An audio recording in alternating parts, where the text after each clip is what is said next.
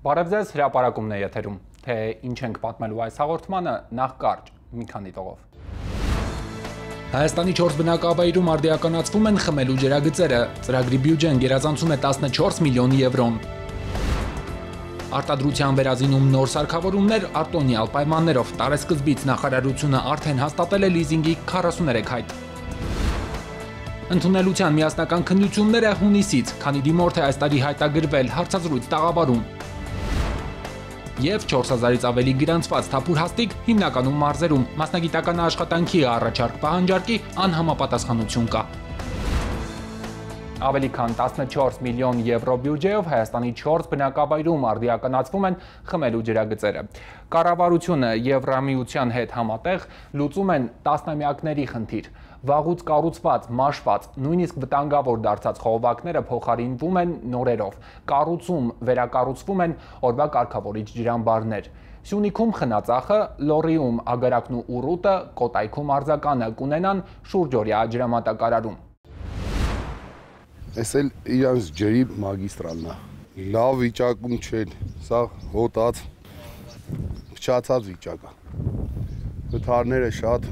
Մոտ 2 ամիս է Արձականի փողոցներում շինարարական աշխատանքներ են, հին ջրատարները փոխարինվում են նորերով։ Գյուղում խմելու ջրի ցանց է անցկացվել ավելի քան 60 տարի առաջ։ Քայքայված, տեղ-տեղ վնասված համակարգը շահագործել է վտանգավոր էր դարձնում գյուղի ջրամատակարարումը։ Այս տարիների ընթացքում ոչ մի նոր ջրատար, նոր գիծ, նոր բան չի արվել։ Ընթացիկ նորոգումներ ա եղել թե մայր ջրատարի վրա, թե գյուղի ներքին ցանցի վրա։ Ջրագծերը ընդհանուր առմամբ քայքայված էին ամբողջովին, տեղամասեր կար, որ մենք էլ չէինք կարող ճարենք, որ մասնա, որպեսզի վերանորոգեինք, ըստ այդմ ջուրը կորուստ էր ունենում։ Ահագին մեծ կորուստների մասին էր խոսքը։ Ագարակը սնվում է լեռնային աղբյուրներից, 1960-ականների սկզբին է կառուցվել այս ջրաղբյուրը, այստեղից խողովակաշարով ջուրը պիտի մղվի գյուղ, սակայն կենսատու հեղուկի քիչ մասն է սպառողին հասնում։ Ջրաղբյուրը եւ ամբողջ ջրամատակարարման համակարգը գտնվում են ոչ բարվոք վիճակում, ջրաքանակի մի մասը, որը պետք է ուղղորդվի դեպի բնակավայր, սա հիմա խմելու ջուր է, որը աննպատակ լցվում է գետը։ Որ ջուրն անկորուստ ամեն տուն հասնի, արդիականացվում է ամբողջ համակարգը։ Նոր ջրագծեր են անցկացվում նոր թաղամասերում, կառուցվում է 12 կիլոմետր ջրատար, մոտ 66 կիլոմետր վաշխիչ ցանց։ Ավարտին կտեղադրեն ջրաչափեր, նախատեսում են նաև քլորակայանի կառուցում։ Այս բոլորը միասին կնպաստեն, որ 3000 բնակիչ ունեցող գյուղը վերջապես շուրջօրյա անվտանգ ջրամատակարարում ունենա։ Թաղամասեր ունենք, մենք 15 րոպեի կտրվածքով ենք կարող մարդկանց ջուր տալ, էլի։ Մեր գյուղի բոլոր մարդկանց տներում կան բակեր դրված։ Այդ մի ժամ, չգիտեմ, 15 րոպե, 20 րոպե եկածած ջուրը իրանք հավաքում էին, ամբարում էին ու ընդհանուր օրվա ընթացքում իրանք օգտագործում էին այդ ջուրը։ Շուտով խմելու ջուր անբարելու կարիք չեն ունենա ոչ միայն Արձականում, այլև Սյունիքի մարզի Խնածախում եւ Լոռու մարզի Ագարակ ուռուտ գյուղերում։ Գերմանական ընկերությունը համայնքային ենթակառուցվածքների զարգացման ծրագիրն իրականացնում է առավել հրատապ աջակցության կարիք ունեցող բնակավայրերում։ Ֆինանսավորումը ծրագրի իրականացվում է Եվրամիության կողմից, որը Հայաստանի Հանրապետության կառավարությանը հատկացրել է 12 միլիոն եվրո դրամաշնորհ։ Կառավարության համաֆինանսավորման չափաբաժինը կազմում է 2.4 միլիոն եվրո։ Ծրագրի շնորհիվ Լոռու մարզի 2 գյուղերում կիրականացնեն ոչ միայն ջրամատակարարման, այլև ջրահեռացման համակարգերի վերակառուցման աշխատանքներ։ Նախատեսում են, որ 4 գյուղերում էլ 1 տարի անց կունենան 24 ժամ անվտանգ ու անխափան ջրամատակարարում ամբողջ տարին։ Արտադրության արդիականացում նոր սարքավորումներով, արտոնյալ պայմաններով։ Կառավարության առաջարկած լիզինգի ծրագիրը շարունակում է ամենից պահանջվածը մնալ ագրոպարենային ոլորտում։ Մեկնարկից ի վեր ընդհանուր պորտֆելը արդեն գերազանցում է 48 միլիարդ դրամը։ Կառավարությունը սուբսիդավորում է ժամանակակից սարքավորումների ձեռքբերման տոկոսագումարները, գործարարներն էլ նոր ներդրումների գնում են ավելի համարձակ։ Այս տարվա առաջին քառամսյակում էկոնոմիկայի նախարարությունը 43 նոր հայտ արդեն հաստատել է։ Ոգելիցի շուկա մտնելով բացառապես մրգային հումքից պատրաստված թորվածքներով, սալորի, ծիրանի, խնձորի, օղիներով գործունեության արդեն 6-րդ տարին բոլորող ընկերությունը պարբերաբար տեսականին համալրում է ալկոհոլային նոր համ ու երանգներով։ Ամենատարբեր խաղողի գինիներով, լիկյորների շարքով, նռան, ծիրանի, սերկևիլի, 1 տարուց ավելի է արդեն որ մրգային թորվածքները նաև պահեն տալիս կաղնեփայտե տակառներում հնեցնում։ Նորարարությունը մեր զարգացման ռազմավարության կարևորագույն ընդգծված ուղղություններից է եւ նոր պրոդուկտներ պետք է ավելացվի։ Որպեսզի գործի ընթացքն անխափան լինի, բիզնես ստարտից առաջ ուղենշային ընտրված հավակնություններն իրագործելի, արտադրությունն ամբողջությամբ նոր սերնդի սարքավորումներով են կահավորել, բարձրորակ խմիչք արտադրելու անհրաժեշտ պայմաններ ստեղծել։ Սկսած միջազգային ստանդարտերով գործող լաբորատորիայից մինչև ֆիլտրացման հատուկ ապարատներ, ջերմաստիճանի ավտոմատ կառավարման պահամաններ, արտադրության հիմնումը համընկավ պետական աջակցության լիզինգի ծրագրի մեկնարկին։ Հենց այդ հնարավորությունը թույլ տվեց մեծ ներդրումներ անել, կարճ ընթացքում ձեռք բերել, ինչն անհրաժեշտ է։ Լիզինգի շեմն արդեն գերազանցում է 200 միլիոն դրամը։ 19 թվականից մենք մեր առաջի սարքավորումները լիզինգային ծրագրերով ներմուծեցինք եւ ամեն տարի փուլ առ փուլ այդ ամեն ինչը կազմակերպվել է, սուբսիդավորումը, որը կատարվեց կառավարության կողմից, մեզ շատ օգնեց, թեթևացրեց եւ այդ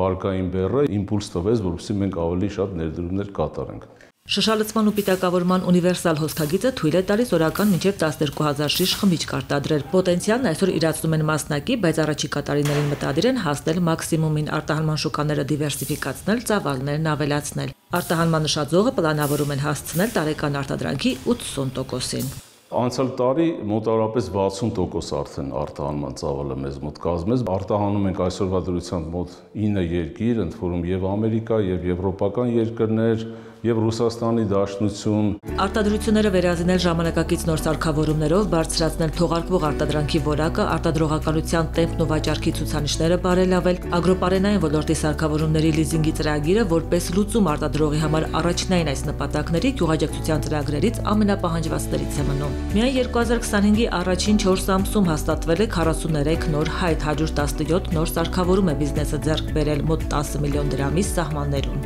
Իսկ ընդհանուր լիզինգի պորտֆելը մեկնարկից հաշված հատում է արդեն 48 միլիարդ դրամի շեմը։ Ծրագիրը կայացրեց լիզինգի շուկան, բանկերը լիզինգը տրամադրում էին բավականին բարձր կանխավճարով եւ նաեւ տոկոսադրույքով։ Կանխավճարի չափը հասնում էր գրեթե մինչեւ 40-50%-ի։ Ծրագիրը շուկան բարեփոխեց ամբողջությամբ եւ 20% կանխավճարը դարձավ ուղղորդիչ։ Պետությունը այս պահին ստանձնում է 10%-ային կետի սուբսիդավորում։ Ագրոպարենային ոլորտի բոլոր ուղղություններն են լիզինգի հնարավորությունից օգտվում բուսաբուծությունից մինչև անասնապահություն։ Ամենամեծ հետաքրքրությունը սակայն վերամշակող ճյուղից է, ջերմատնային սառնարանային տնտեսություններ հիմնողներից են նաև հայտերը շատ։ Բարբերաբար ծրագիրը վերանայվում է, թիրախային լավարկումներ են արվում։ Ծրագրից օգտվելու հնարավորություն է ընձեռնել նաև համայնքներին, պայմանները լավարկվել են շարժական եւ շարժական մոդուլային սպանդանոցների ձեռքբերման նպատակով, եթե սովորական ծրագրի պայմաններով լիզինգի 10%-ային կետն է սուբսիդավորվում, այս պարագայում սուբսիդավորվի լիզինգի 12%-ային կետը եւ 20% կանխավճարի 80%-ը։ Լիզինգով նորգույք ձեռք բերելու համար նույն շահառուն կարող է դիմել մի քանի անգամ։ Միակ սահմանափակումն է, որ ընդհանուր պորտֆելը չգերազանցի սահմանված վերին շեմը 2 միլիարդ դրամը։ Ուսումնական տարին ավարտվեց, շուտով կսկսվեն միությունները, քանի դիմորդ է հայտագրվել գիտելիքի ստուգման միասնական ստուգատեսին մասնակցելու համար, հարցնում եմ գնահատման եւ թեստավորման կենտրոնի փոխտնօրենին։ Պարոն Նասիբյան, մինչև սպասվելիք քննություններին անդրադառնալը նախ ստուգատեսի առաջին փուլին, այսպես ասած, ամփոփմանը անդրադառնանք, ձմեռային շրջափուլին քանի դիմորդներ այսպես մասնակցեցին ու ըստ էության քանիսը բավարարվեցին այդ գնահատականով ու հանգիստ կվայելեն արձակուրդները։ Ինչպես գիտեք, ընդունելության քննությունների դիմում հայտերը, այսպես կոչված հայտագրումը կատարում է 3 փուլով։ Առաջին փուլը, որ դիմորդները հայտագրվում են դեկտեմբերին եւ քննությունները հանձնում են հունվար-փետրվար ամիսներին, այդ փուլում դիմորդները նշում են միայն այն առարկաները, որոնցով ցանկանում են քննություններ հանձնել։ Երկրորդ փուլում հայտագրումը սկսում է ապրիլին, ավարտում մայիսին եւ հիմա այն փուլում ենք, որ նախապատրաստում ենք միասնական քննություններին։ Երկրորդ փուլում արդեն դիմորդը պարտավոր է գրել բուհը, մասնագիտությունը եւ այն առարկաները, որոնք պահանջվում են այդ մասնագիտության համար։ Սակայն, ինչպես գիտեք, հնարավոր է դիմորդը քննությունները հանձնի առաջին փուլում, իր ստացած գնահատականների արդյունքը իրեն բավարարի եւ այլևս երկրորդ կամ երրորդ փուլում ինքը քննություններ չհանձնի։ Արդեն շատերն են սկսել առաջին փուլով Այո, այս տարի նաև բավարարվել։ Այս տարի մեզ համար անակնկալ էր, մեծ անակնկալ իհարկե 11608 դիմորդ են ունեցել հունվար-փետրվար ամիսներին։ Սովորաբար միջին ցուցանիշը ինչ երկրորդ փուլում են մասնակցում, եթե ճիշտ եմ հիշում։ Նույնիսկ 24 թվականի երկրորդ փուլից ավելին են մասնակցել այս տարի։ Եվ մեկ քննությունից դրական են ստացել 9769 դիմորդ։ Երկրորդ փուլին հայտագրվել են դրանցից 9449, այսինքն 96%-ը, որովհետև նրանք մեկ քննություն են հանձնել ընդամենը եւ դրական են ստացել։ Երկու քննություններից պահպանել են 1465 հոգի։ Այսինքն դրական ստացածներից, որոնք դրական են ստացել, երկու քննություններում արդյունքները իրենց բավարարել են։ Երկրորդ փուլում միայն նշել են մասնագիտությունը եւ բուհը, քննությունները գրել են արդյունքը պահպանում են իրենք։ Եվ դա կազմել է 11.6%։ Իրենք այլևս չեն մասնակցելու երկրորդ փուլի քննություններին, միանգամից իրենց արդյունքները մասնակցելու են մրցույթին։ Երկրորդ փուլի մասնակցությունը շուտով, հունիսի 10-ից ենք սկսում, առաջին քննությունը հունիսի 10-ին է, եւ այսպես երեքշաբթի եւ ուրբաթ օրերը ավարտում ենք հունիսի 30-ին։ Նախապատրաստական ինչ աշխատանքներ են այս փուլում։ Մենք նախապատրաստական աշխատանքները բավական մեծ են, ասեմ, որ առաջին անգամ մենք հունվար-փետրվար ամիսներին ունեցել ենք միասնական քննությունների 50 քննական կենտրոններ, որ մեզ համար աննախադեպ էր։ Իհարկե դա պայմանավորված է նաև եղանակային պայմաններով, որովհետև եղանակ թույլ չէր տալիս բոլոր, այսպես ասած, բաց տարածքները օգտագործել որպես քննասենյակներ։ Այսինքն մենք ընտրում էինք հիմնականում քիչ թե շատ ջեռուցվող տաք սենյակներ, որտեղ կարող են կազմակերպել քննությունները։ Իսկ ամռան ամիսներին մենք արդեն բաց տարածքներին կարողանում ենք օգտագործել եւ եթե հունվար-փետրվար ամիսներին մենք օգտագործել ենք 50 միասնական քննական կենտրոն, արդեն հունիսին օգտագործում են 46 միասնական քննական կենտրոն, այսինքն 4-ով պակասել է ԻԱՇ-ի տարվա եղանակի։ Ավելի մեծ են քննական կենտրոնները։ Ավելի մեծ են քննական կենտրոնները, հունվար-փետրվար ամիսներին մենք խուսափում ենք մարզադահլիճների, ինչ չէ նաև նիստերի դահլիճների, որտեղ ոչ բոլոր դպրոցներում են մարզադահլիճները եւ նիստերի դահլիճները ջեռուցում։ Հայտագրման փուլը արդեն ավարտված է մայիսի կեսերին կարծես, թե արդեն հայտնի են, այսպես ասած, պոպուլյար մասնագիտությունները։ Ունենք այսօր 11590 դիմորդ։ Չհաշված այն դիմորդները, ովքեր որ չեն հանձնում, պարզապես իրենց գնահատականները օգտագործելու են մրցույթի ժամանակ։ Բայց եկեք պայմանավորվենք այսպես, ինձ համար դիմորդների թիվը ոչ այդքան էական է, որքան քննությունների թիվը, այսինքն դիմորդ քննությունը լինելու է 20762 դիմորդ քննություն, այսինքն 20762-ի համար գնահատման եւ թեստավորման կենտրոնը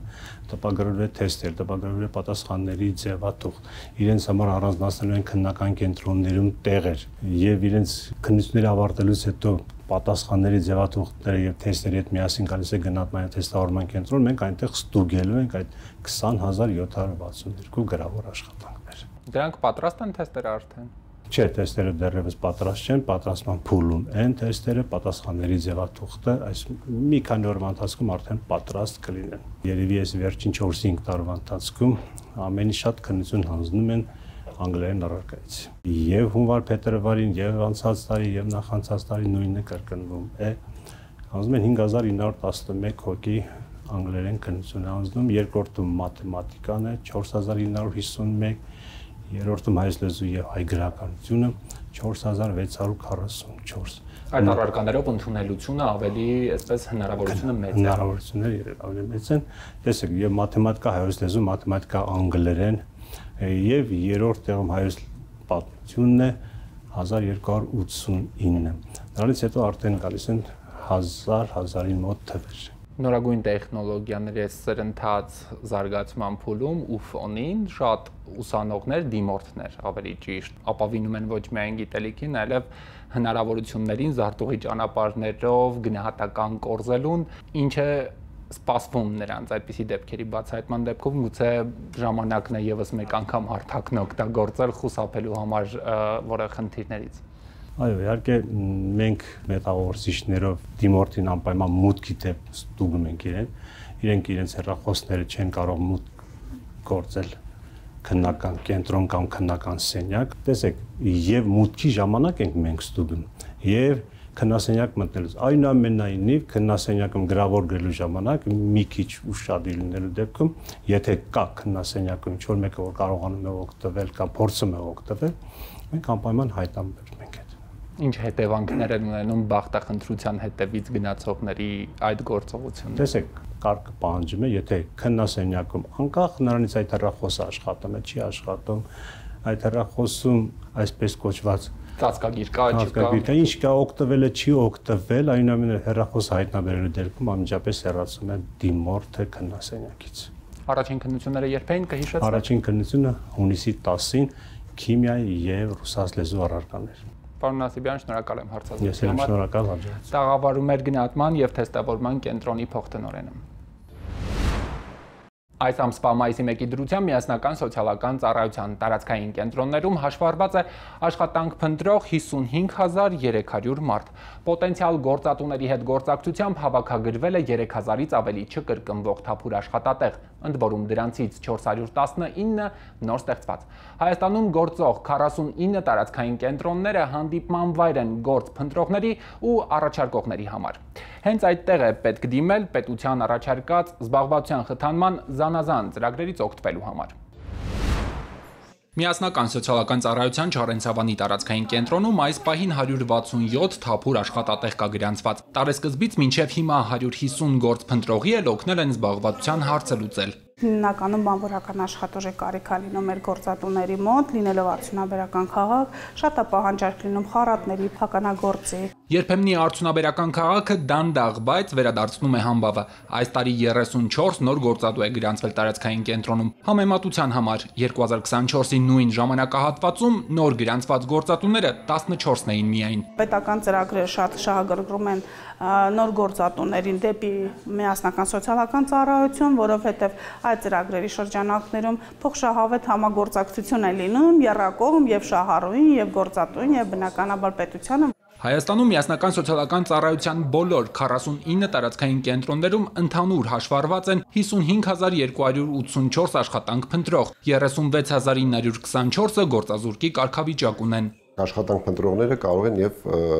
աշխատող լինել, բայց փնտրել աշխատանք։ Գործազուրկի կարգավիճակ ունեցողները դա չաշխատողներն են, այսինքն չեն աշխատում, չեն սովորում, չեն ծառայում։ Աշխատանք փնտրողներից ավելի քան 7000-ն ունեն բարձրագույն կրթություն։ Այստեղ խնդիրը շուկայում մասնագետների պահանջարկ առաջարկի անհամատեղելիությունն է։ Պետք է մարդիկ կամ վերապատրաստվեն, մրցունակությունը բարձրացնեն, կամ էլ փոխեն մասնագիտությունը, թեկուզ կարճաժամկետ ուսուցման ծրագրերով։ Միասնական սոցիալական ծառայությունում 4000-ից ավելի թափուր հաստիք կա, որոնք դեռ չեն համալրվում, այդ թվում պետական հիմնարկություններում, հիմնականում մարզերում։ Առաջի ուրեմն պահանջված մասնագիտությունը դա բժշկական խնամքի եւ մանկաբարձության մասնագետներն են, միջին եւ բարձր բժշկական անձնակազմերում։ Երկրորդը ֆինանսական եւ առևտրի բնագավառի մասնագետների պահանջարկն է մեծ։ Հաջորդը դա դասավանդողների, միջնակարգ դպրոցի, նախադպրոցական դաստիարակության եւ կրթության Work for all.am, e-work.am նախարարության էլեկտրոնային շտեմարաններն են աշխատանք փնտրողների եւ գործատուների համար։